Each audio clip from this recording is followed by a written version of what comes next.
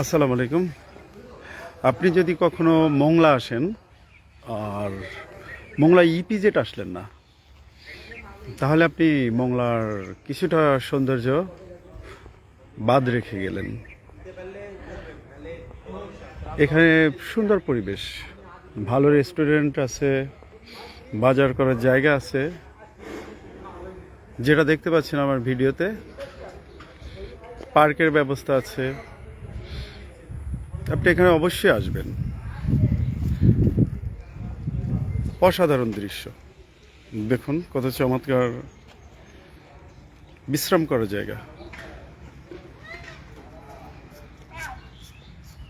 Sundarban hotel and biryani house এখানে দেখতেই পাচ্ছেন। আমি আগেও কয়েকবার এসেছি, ভালো লাগে জায়গাটাতে আসতে, তাই আসি।